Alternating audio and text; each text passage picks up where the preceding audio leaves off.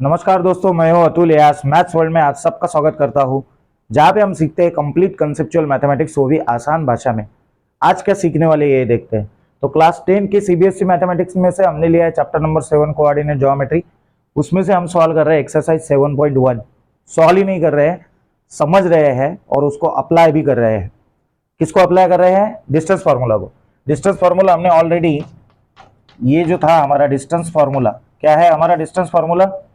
Distance between any two point is given as distance is equals to root of x2 minus x1 square plus y2 minus y1 square। ये इसके पहले हम देख चुके हैं बहुत बार। कैसे आया, कैसे अप्लाई किया, ये भी हमने पहले वाले वीडियोस में देखा है। आज क्या देखेंगे? 7.1 का आगे वाला क्वेश्चन देखेंगे। अब तक हमने क्वेश्चन नंबर 3 तक देखा है, तो आज देख रहे हैं हम क्वेश्चन नंबर 4। वेरी इंटरेस्टिंग और बहुत ही आसान, और एक ही है हमारे पास डिस्टेंस फॉर्मूला, वही यूज करना है हमको। तो क्वेश्चन नंबर 4 क्या है, सबसे पहले समझ लेते हैं। Check whether 5, -2, 6, 4। Check whether 5, -2, 6, 4, right. और तीसरा पॉइंट है 7, 2 are vertices of isosceles triangle. And दूसरा पॉइंट कौन सा है? 7, 2। हमको सिर्फ देखना है कि whether this 3 given points are the vertices of isosceles triangle. तो सबसे पहले आइसोसेलेस ट्रायंगल मतलब क्या है, रिवाइज कर लेते हैं डेफिनेशन। ट्रायंगल्स के अलग अलग टाइप्स है, उसमें से best on the sides. Triangle के मान लो तीनों साइड इक्वल हो गए तो हम क्या बोलते हैं इसको? Equilateral triangle. सिर्फ अगर दो साइड इक्वल है तो उसको क्या बोलते हैं? Isosceles triangle. मान लो ये ट्रायंगल है पी, क्यू और आर, और इसमें से मान लो दो साइड इक्वल है।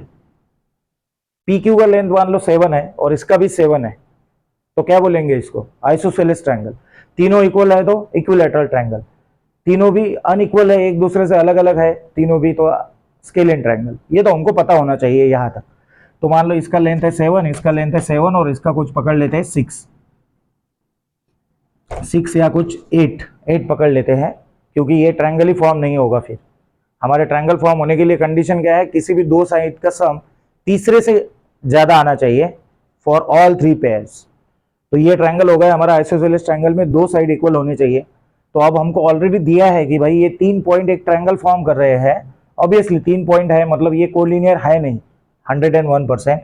तो जैसे एक पॉइंट इधर है, एक पॉइंट इधर है और एक पॉइंट इधर है, तीनों मिलके एक ट्रायंगल बना रहे हैं। हमको चेक करना है वो आइसोसेलेस है कि नहीं। तो उसके लिए सबसे पहले ये लेंथ निकालना पड़ेगा, ये लेंथ निकालना पड़ेगा, ये लेंथ निकालना पड़ेगा। तो हम सबसे पहले ये तीनों लेंथ निकालेंगे। कैसे? Using distance formula. तो let's apply distance formula to find the distances. तो इसको नाम देते हैं कुछ, इस पॉइंट को नाम देते हैं P, इस पॉइंट को नाम देते हैं Q, इस पॉइंट को नाम देते हैं R। तो डेफिनेटली ये ट्रायंगल है, दिया हुआ है ऑलरेडी। सिर्फ हमको चेक करना है किस तरह का ट्रायंगल है ये। आइसोसेलेस है, स्केलिन है, या फिर इक्विलैटरल है, या फिर तीनों में से कोई भी नहीं है। लेकिन ऐसा होगा ही नहीं, तीनों में से कोई तो एक होगा। वो इक्विलैटरल नहीं हुआ, आइसोसेलेस नहीं हुआ, तो स्केलिन तो होगा ही होगा, राइट। तो हम सबसे पहले अब अप्लाई करते हैं हमारा distance formula to find the distance P Q. अब पी क्यू हमारा डिस्टेंस हो जाएगा। देखो पी क्यू मतलब क्या होता है, हमने क्या देखा है? हमारा डिस्टेंस फार्मूला क्या है? Root of x2 minus x1 का whole square plus y2 minus y1 का होल स्क्वायर। x कोऑर्डिनेट का डिफरेंस माइनस y कोऑर्डिनेट का डिफरेंस।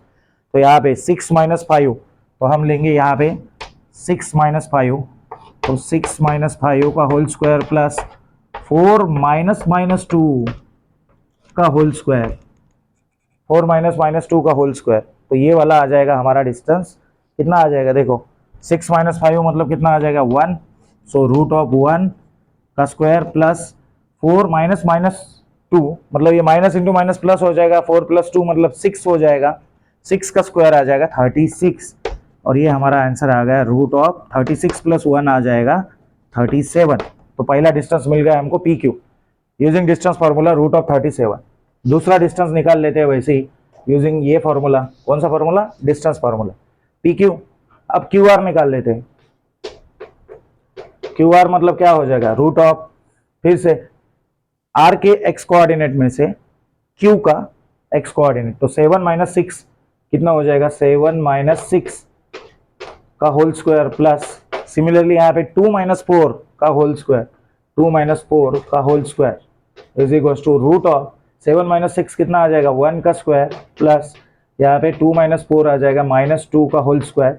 1 का स्क्वायर कितना होता है 1 और माइनस 2 का स्क्वायर कितना हो जाएगा +4। चाहे नंबर नेगेटिव रहने दो पॉजिटिव रहने दो, उसका स्क्वायर हमेशा पॉजिटिव ही आएगा।